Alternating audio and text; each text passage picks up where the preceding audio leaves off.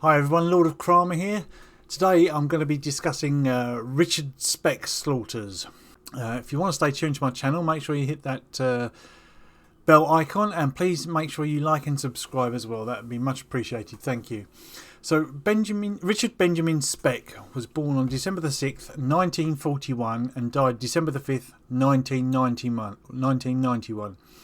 He was an American mass murderer who killed 8 student nurses in their South Deering, Chicago residence via stabbing, strangulation, slashing their throats, or a combination of all three, on the night of July the 13th/14th, 1966. One victim was also raped prior to her murder. A 9th potential victim, student nurse Corazon Amuro, escaped Speck's detection by hiding beneath a bed. Convicted of all 8 murders on April the 15th, 1967, Speck was sentenced to death. His sentence was later commuted to 8 consecutive terms of life imprisonment in 1972. Speck died of a heart attack while incarcerated in Statesville Correctional Center in December 1991 at the age of 49. Richard Benjamin Speck was born in Kirkwood, Illinois in 1941 and was the 7th of 8 children of Benjamin Franklin Speck and Mary Margaret Carball. The family moved to Monmouth, Illinois shortly after Speck's birth. He and his sister Carolyn were much younger than their 4 older sisters and 2 older brothers. His mother was religious and a teetotaler. His father worked as a packer at Western Stoneware in Monmouth, having previously worked as a farmer and logger. In 1947, when Speck was 6 years old, his father died from a heart attack at the age of 53. Speck was reportedly very close to his father. On May the 10th, 1950, 3 years after the death of his father, his mother Mary married Carl August Rudolph Lindbergh in Palo Pinto, Texas. She and Lindbergh had met during a train ride to Chicago. Lindbergh was a travelling insurance salesman from Texas with a 25-year criminal record that ranged from forgery to several DUIs. Lindbergh was also a hard drinker, which was the opposite of Speck's father. Speck and his sister Carolyn stayed with their married sister Sarah Thornton in Monmouth for a few months so Speck could finish 2nd grade before joining their mother and Lindbergh in rural Santo, Texas, 40 miles west of Fort Worth, Texas, where Speck attended 3rd grade. In 1952, Speck's eldest brother, Robert, died in an automobile accident at the age of 23. So there's a bit of a background on Richard Benjamin Speck. What we'll do now is we will discuss the murders of the 8 students.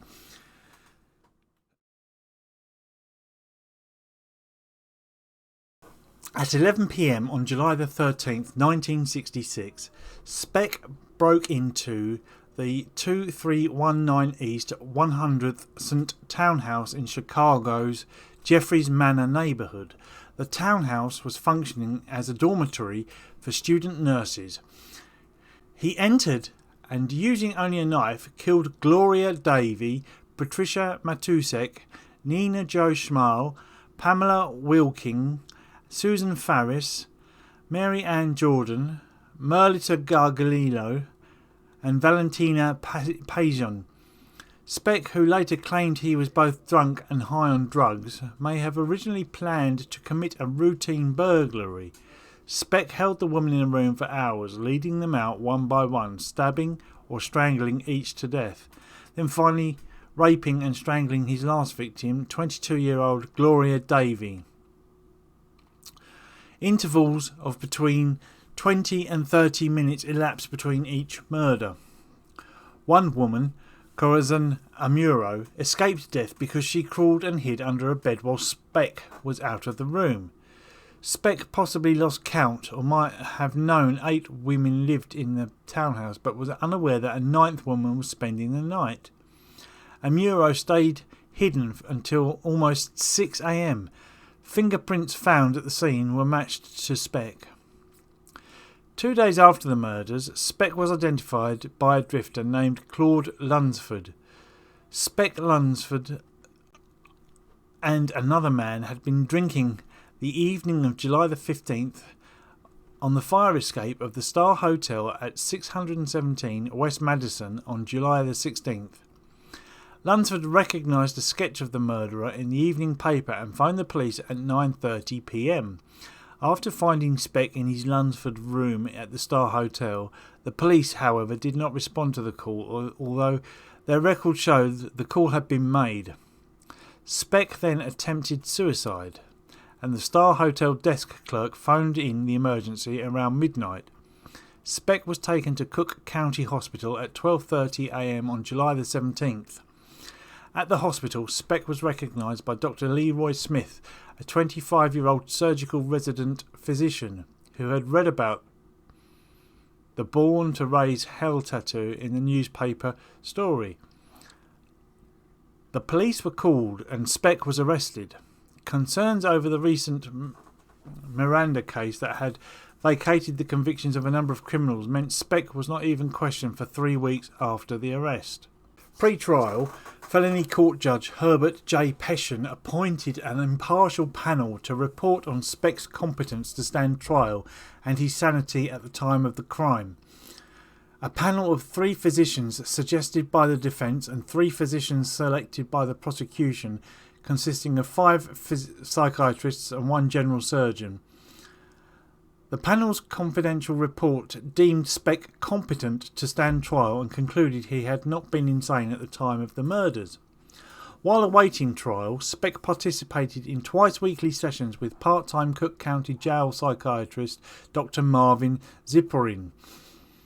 These continued after Speck's transfer from Cermak Memorial Hospital inside Chicago's House of Corrections on July the 29th, 1966 until February the 13th, 1967.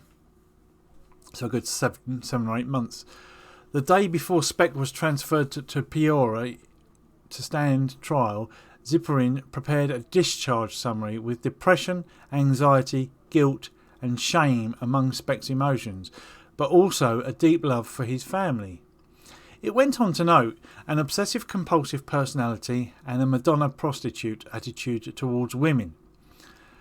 Zipporin maintained Speck viewed women as saintly until he felt betrayed by them for some reason, after which hostility developed. Speck was also diagnosed with organic brain syndrome, resulting from the cerebral injuries he suffered earlier in his life, and stated he was competent to stand trial but was insane at the time of the crime due to the effects of alcohol and drugs in his body. Dr. Zipporin did not testify for the defence or the prosecution, as both sides were troubled to learn before the trial that Zipporin was writing a book about Speck for financial gain. Zipporin also earned the ire of the Cook County Jail, which fired him as its part-time psychiatrist the week after Speck's trial ended. At some point during the interviews with Speck, Zipporin had obtained a written 3-sentence consent from Speck authorising him to sell What I Am Really Like, Zipporin's biography of Speck, and was published in the summer of 1967. Confessions. Speck later claimed he had no recollection of the murders, but he had confessed the crime to Dr. Leroy Smith at the Cook County Hospital. Smith did not testify because the confessions were made while Speck was sedated.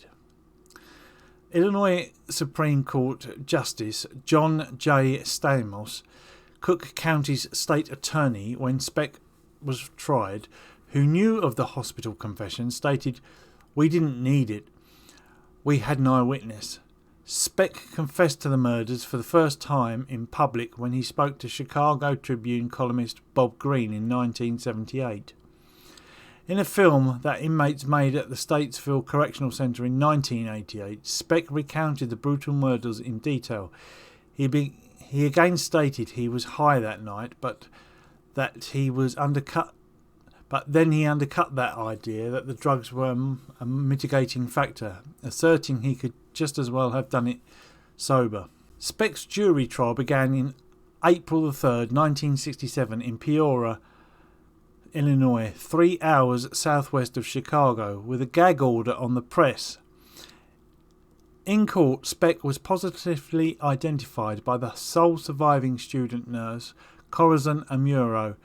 When Amuro was asked if she could identify the killer of her fellow students, Amuro rose from her seat in the witness box, walked directly in front of Speck and pointed her finger at him, nearly touching him, and said, "This is the man." Lieutenant Emil Guise testified regarding the fingerprints that were matched. On April the 15th, after 49 minutes of deliberation, the jury found Speck guilty and recommended the death penalty. On June the 5th, Judge Herbert J. Passion sentenced Speck to die in the electric chair, but granted an immediate stay pending automatic appeal. The Illinois Supreme Court subsequently upheld the conviction and death sentence on November the 22nd, 1968. Interesting. What sort of person have you got to be to walk into a residence and physically slash people's throats, strangle them, and rape them? I mean, what must go through your head?